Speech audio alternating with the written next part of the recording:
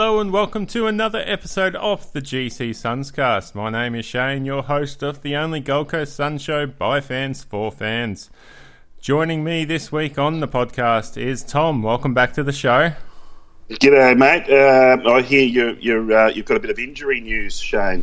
Yeah, a bit of injury news, but this time to the GCSUNScast staff. It's myself. I've had a serious sprain of the ankle to the point where I've actually broken a little bit of bone off it.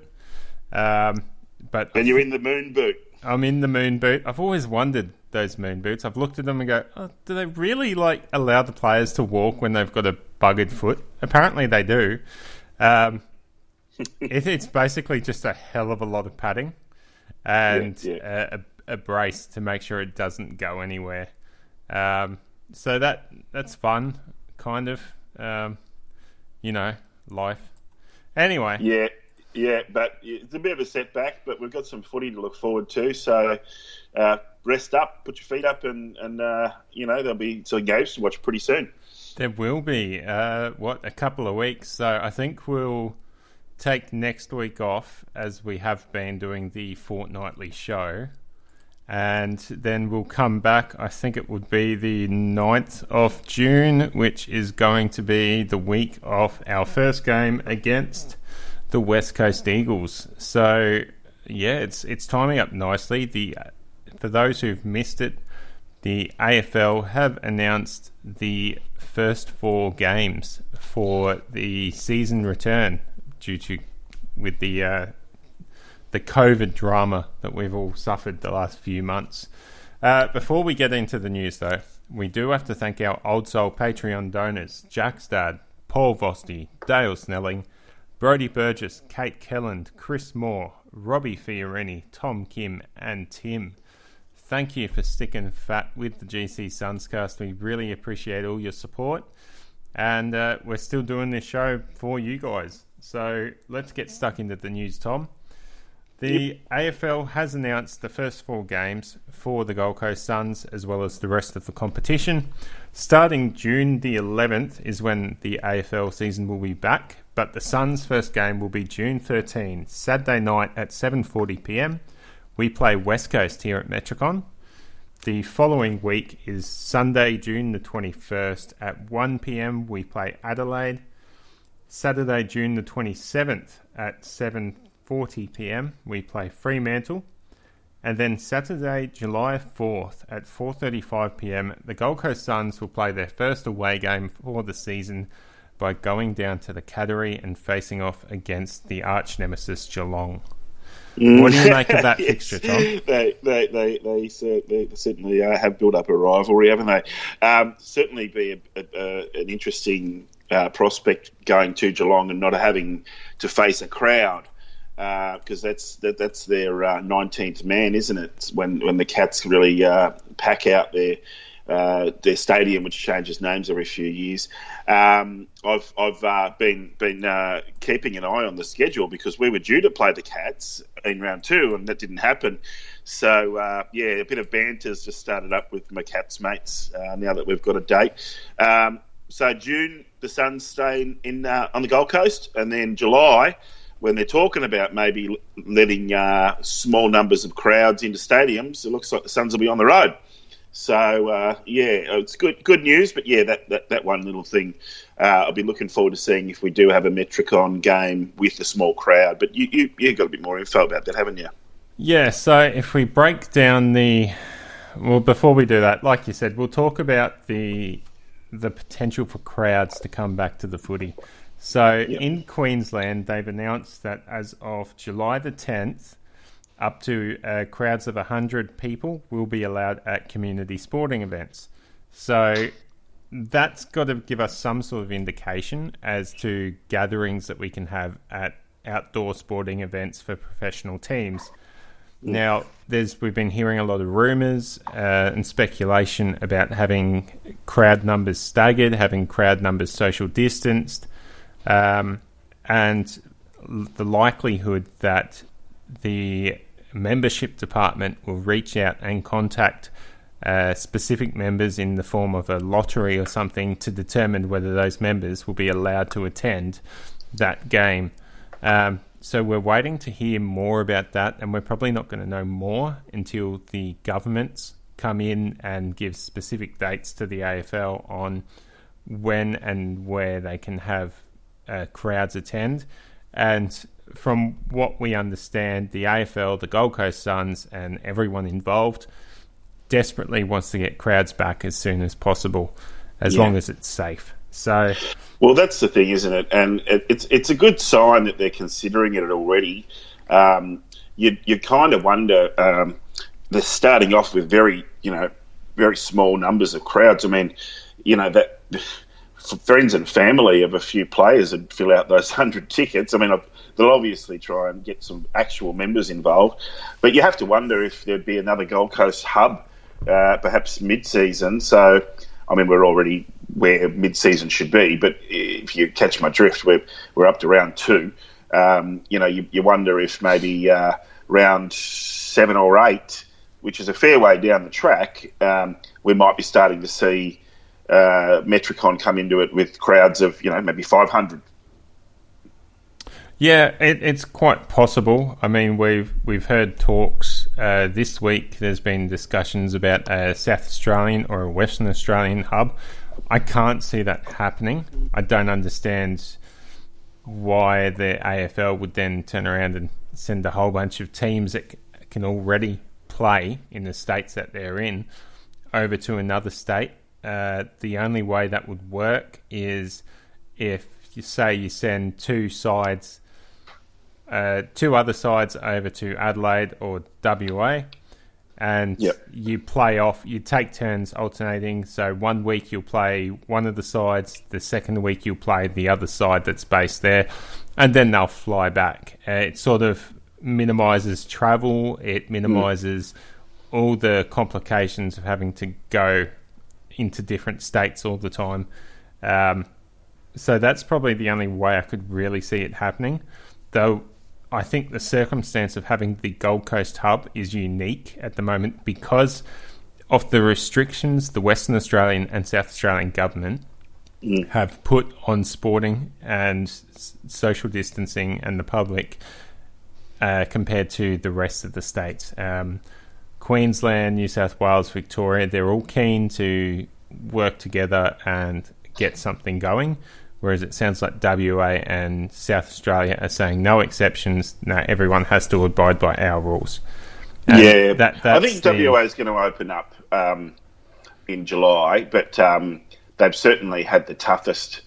And I mean, Queensland's shut the border and it's not going to open to get exemptions, you have to wonder if the Queensland government were sort of saying, look, we don't want teams from Victoria or New South Wales coming here. The only teams that sort of meet the criteria would be the South Australian and Western Australian based teams. So, yeah, that's interesting. I mean, of course, the Suns have to travel to Melbourne or to Geelong, but it really gets me though. I just feel like there's going to be an outbreak in a club somewhere, and it's going to jeopardise the comp. But hopefully not. do you follow? It's because that's all it's going to take, isn't it? Is one player tests positive, and then they've got to shut the whole thing down.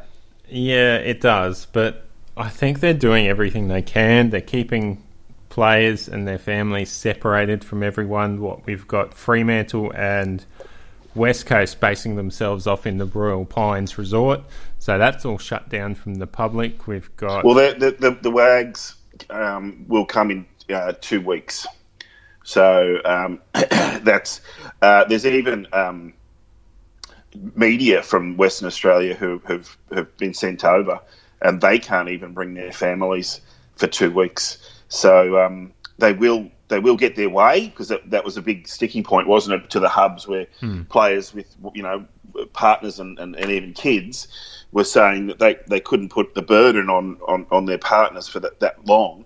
So they've gone for the compromise to say, well, the wives and girlfriends and families are going to have to, 2 weeks isn't too much to be separated, and then they can come.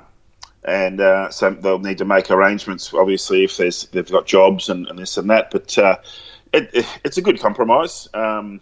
But yeah, it's quite interesting, isn't it, to see how a state that's had its borders shut is now opening up to accommodate the AFL.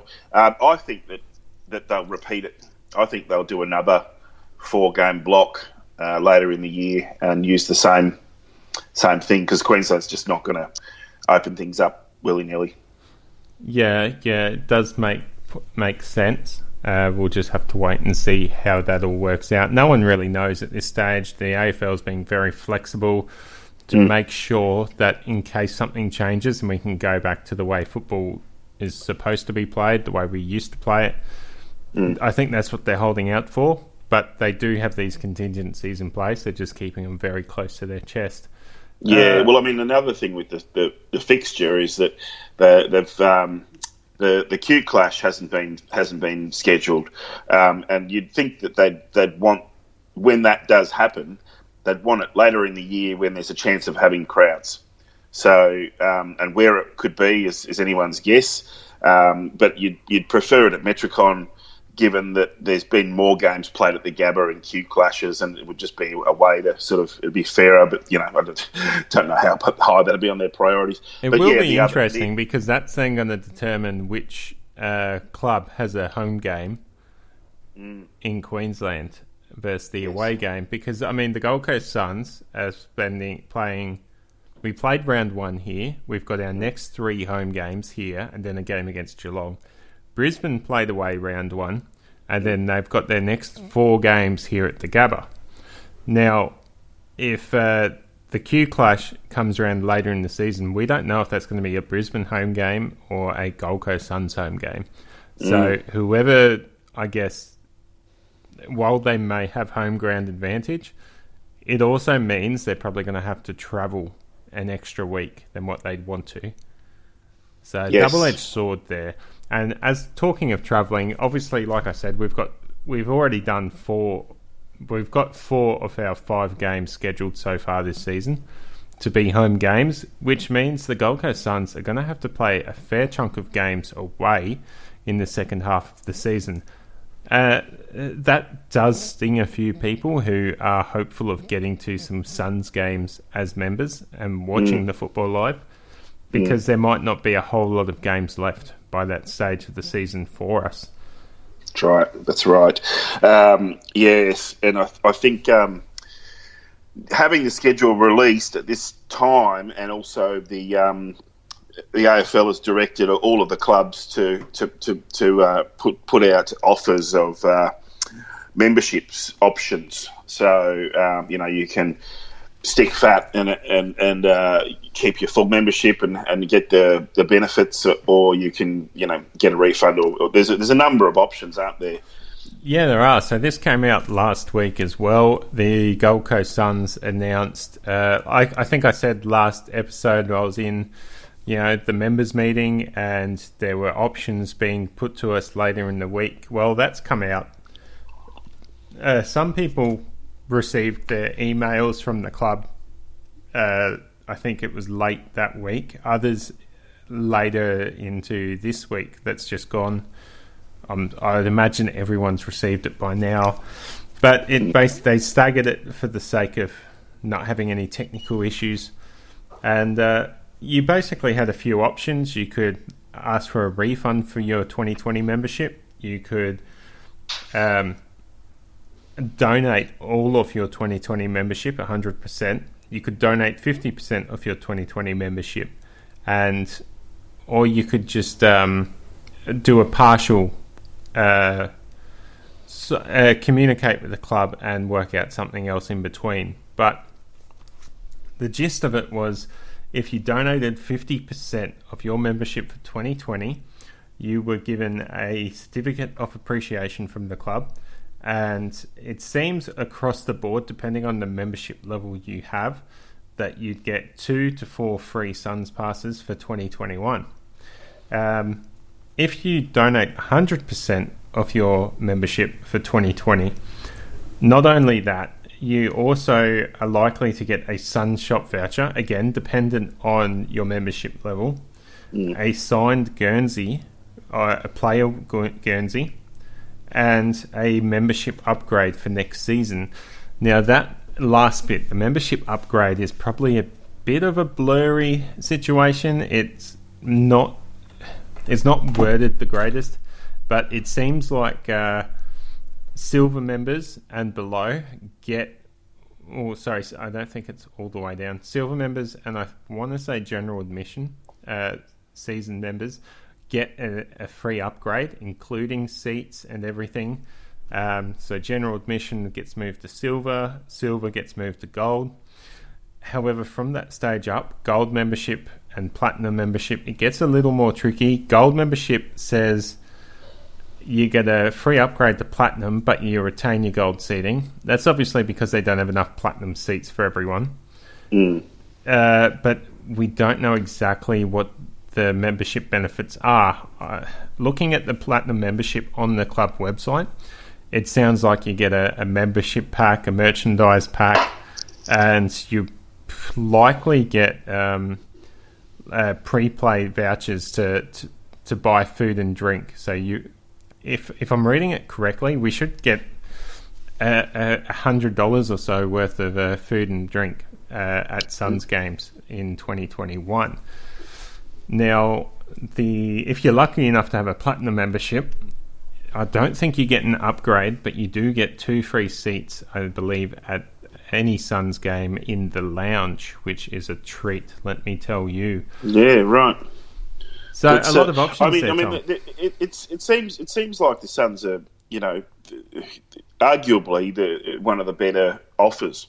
But I think I suspect they might be limited by exactly how many people go for the full membership, because you can appreciate that families are sort of saying, how can we save some money in this time if they've lost their jobs. So if you put it this way, if you had a membership for yourself and your wife and your 4 kids, you're not going to just say, yeah, keep it if you're in financial strife. So I think they have to wait until they see indications of how many people are going to sort of take their offers. That's why it's reasonably generous, isn't it? But I think Mr. Evans, if you're listening, Shane's got a few ideas for you how you can maybe offer a few more perks.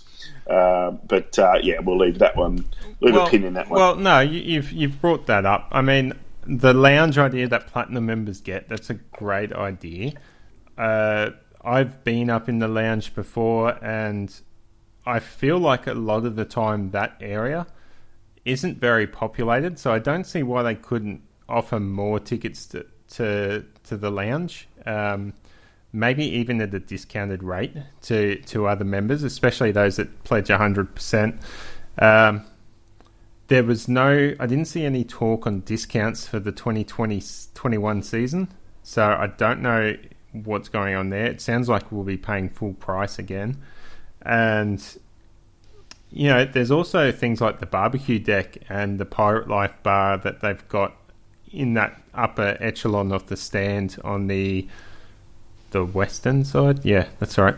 I feel like they could offer those sort of seats that would be a bit more clear and focused than the sort of vagueness that they've given us at the moment. But we'll just have to wait and see exactly what we get when the time comes. My membership is partially funded through the GCSUNScast, so I had no reservations about donating 100% of the membership to the Suns, because our supporters, our Patreon donors here, the Old Soul Patreon donors, are still supporting us. Why shouldn't we still support the club? So we're still doing that. But besides that, it brings to line a lot of questions. I think it probably creates more questions than answers, especially now when you consider the potential for crowds to come in and the rumours we're hearing about it being more of a lottery, or only a select few members would get to attend certain games if that eventuates.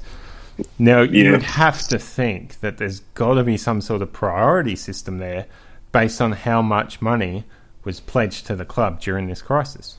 It has to, yeah. And I think the message that we're getting out of this is, we don't know what's going to happen after round 5, but we've got an idea that crowds are going to start to come into the equation.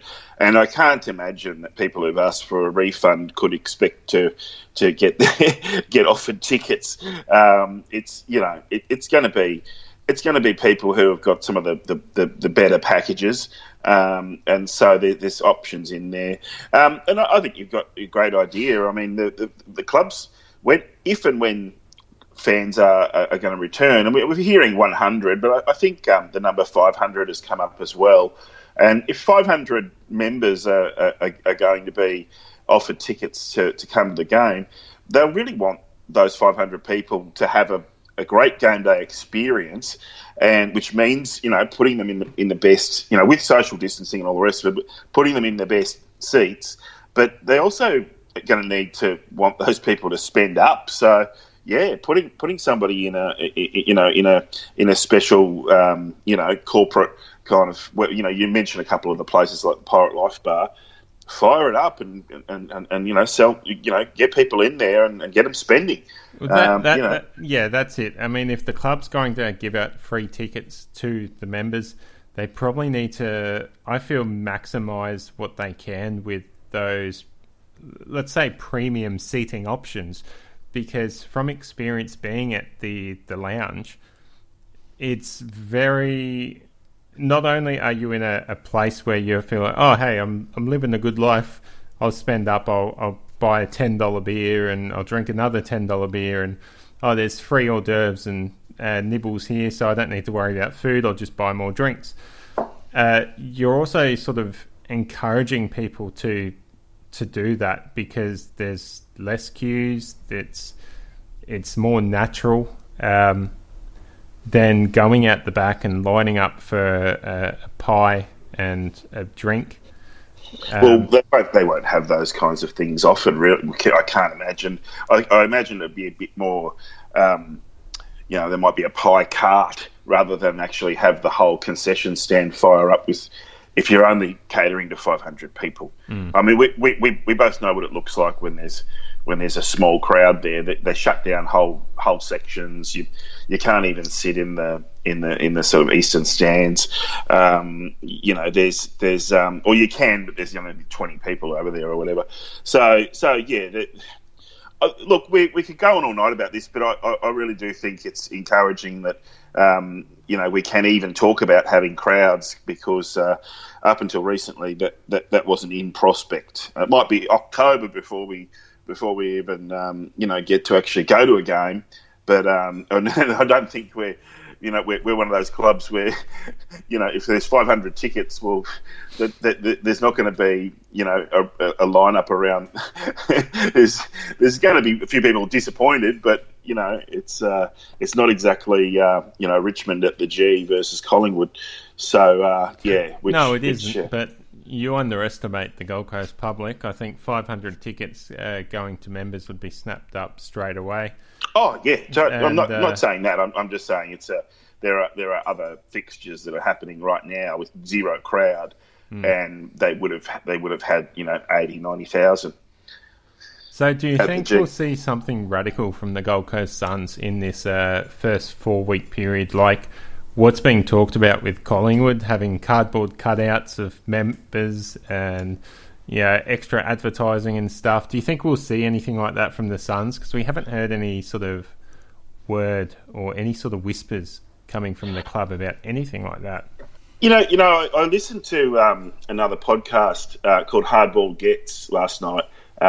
It's Xavier Ellis and a couple of journos from Western Australia, and they were talking about this. And they did say that when the one of the innovations that the Suns have done, having the whenever a goal is scored, having the na na na na na na, and how that every club should supply some sort of sound effect for when their club scores a goal, because it's not exactly a home game, really, is it? It's sort of a unique situation. So they were sort of wondering what kind of sound effects each team, the Eagles and the Dockers or whatever, would be able to supply, so that they could have some noise, because they're talking about having crowd noise piped in.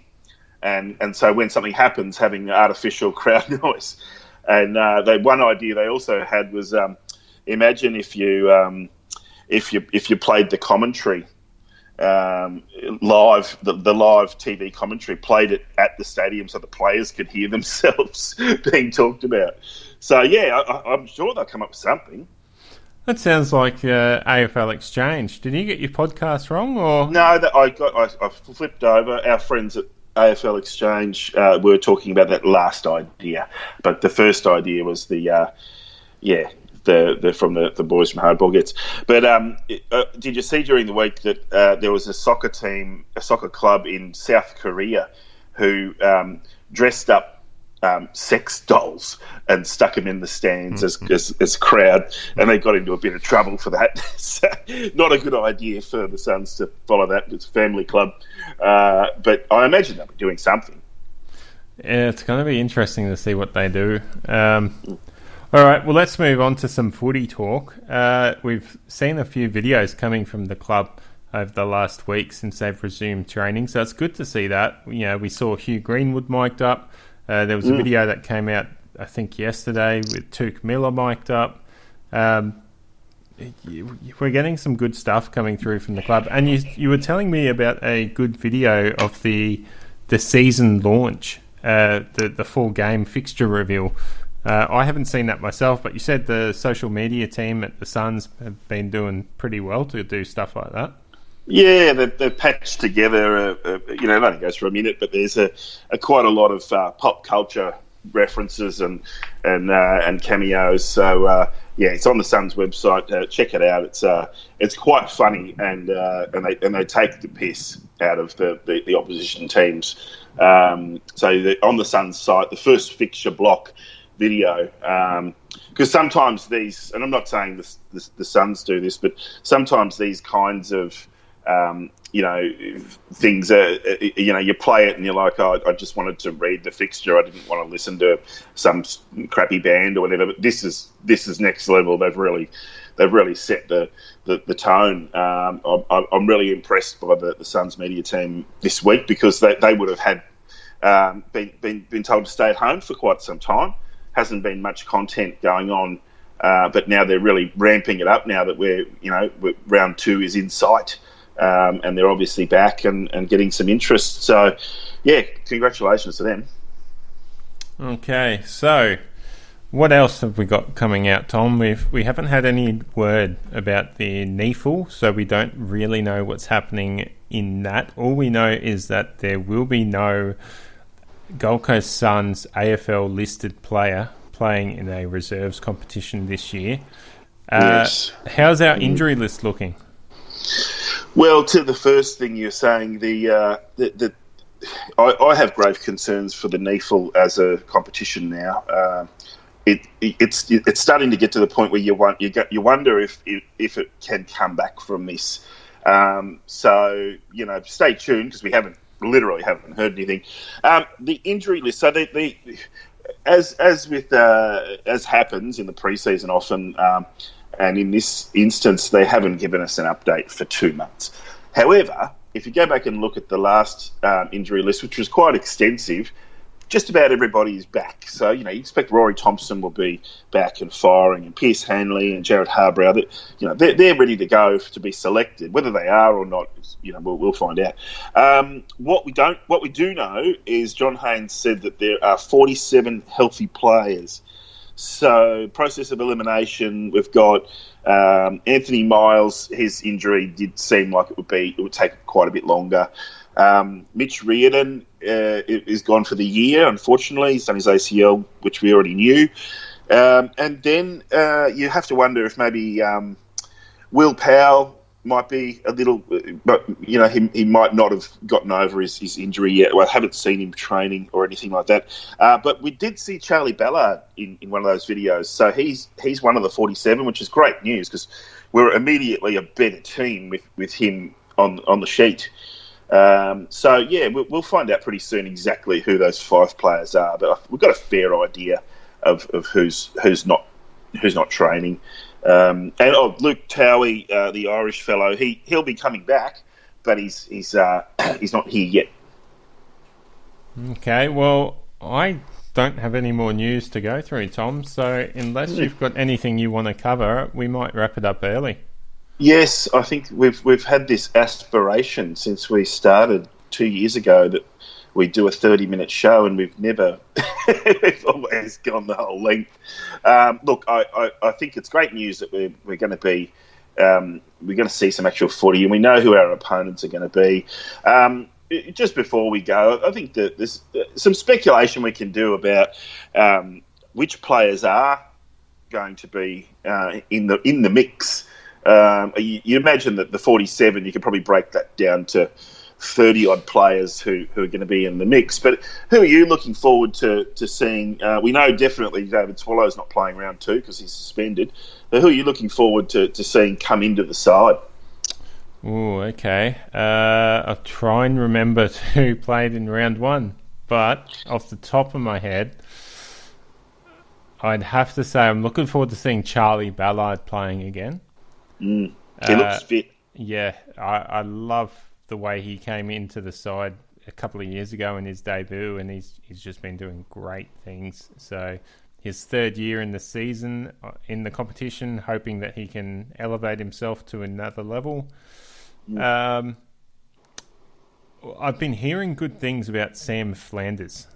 So I posed the question to Stuart Dew in the members' meeting. He said Sam was doing well, lifting up to the intensity required, the endurance required for AFL level. I'm very keen to finally see him put it all together. I don't think it's going to be this week, but it sounded like he was training the house down, and he could actually benefit from this COVID-19 delays. And we could see him in the next 4 or 5 weeks. So looking forward to that as well. Yeah, we can probably expect to see, 28, 30 players used over the 3 games that are on the coast. And then the team that travels to Victoria, that the raft of changes could come in. There could be players who are held back from the first 3 games who plan to go. Someone like a Pierce Hanley might not be up to match fit, but with a good 5-week block of training while the others are playing, he could be on the plane to Geelong. And certainly be a handy inclusion, if you know what I mean. Hoping Jared Harbrow is coming back. This could be his final season, or again, as you say, some players could benefit from this thing, and the lack of actually having to play a full season could mean that there's another year or 2 in Jared's legs. It's not a new inclusion, but I'd love to see Witsy get back to his 2019 form. Because in round 1, it was noticeable that he was only sort of getting half the hit outs and not a lot to advantage, and he was down on his last year's form. So yeah, as far as debutants, you mentioned Sam Flanders. Isaac Rankin's been training with Sam because they had similar injury setbacks in the pre-season, and we've talked a lot about Rankin, so we know that we want him to be in the team, whether it's round 2 or later, but we'll see. And he's done his hair. He's done the Ackermanis. He's full Ackermanis now, isn't he? He's done his hair bleached blonde. It wouldn't surprise me if it hadn't occurred to him at all, but I'm pretty sure people are making the connection. He's done the... But, boys will be boys. It sounds like they've just had a bit of fun one afternoon and got out the peroxide bottle and, So, Mally Roses Jr. apparently also dyed his hair, but not as much. So we'll yet to see that do. And he could be someone who flies into calculations too. I mean, he's a tremendous little player. A good NEFL season would have been because he's already played at NEFL level. So that would have been good for him. So you wonder what his year's going to be like. And the other player who I'm really looking forward to seeing, who we've already seen, is Jeremy Sharp. He was really good in the pre-season. I was half expecting him to be named in the round 1 team. we will see him in the next few weeks. He'll debut, and he's a great team player. He makes the team better by being on the field. Yeah, that's a really good point. I'd completely forgotten about Jeremy Sharp. We were all about him in the preseason. He just looked fantastic, slotted straight into our side. And all this delay, we've sort of forgotten what he delivered. I think we've sort of forgotten what the Suns delivered in the preseason as well. We could very well win 3 or 4 of these games coming up if the same side that we saw in the preseason comes to light. And just round one was such a downer that it's easy to overlook the fact that the Suns were playing some electrifying footy. Like you and I both said that we'd never seen it. That was the type of footy that they were playing has never, even in the years where the team was up and about, this level of footy wasn't being played. It was really, really good stuff, and we were knocking opponents with close to full strength teams out of the park with debutants, with guys who hadn't even played yet. So yeah, Sharp. I mean, look, they're all just names on a paper at the moment. So whatever gets, whatever we see in that round 2 team, it's going to be competitive. I mean, it's the Eagles, and you never know with the Eagles what you're going to get. But I expect that they'll be heavily favoured. But again, if we've got a full strength back, because we had a lot of backs, we had an almost NEFL level backline against Port, and they beat us with young, inexperienced forwards. So we're going to need to bring our best backline to that game to match the Eagles. So yeah, we'll obviously be previewing that game in 2 weeks from now. So we'll talk about it more then. But yeah, great to see a fixture release and finally actually be able to talk about playing footy, which is the whole reason we're here. Well, when we come back in 2 weeks, Tom, we're going to be talking game day. We're going to be talking about what potential round 2 side the Suns are going to unveil.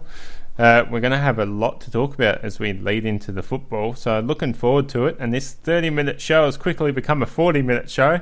So how about we wrap it up there, mate? And there's no one in the live chat, so I think we're all good to go. Yeah, go Suns. Yeah, go Suns. Come join us in 2 weeks' time, just before the football, when we're all back to normal. Da da da da da da.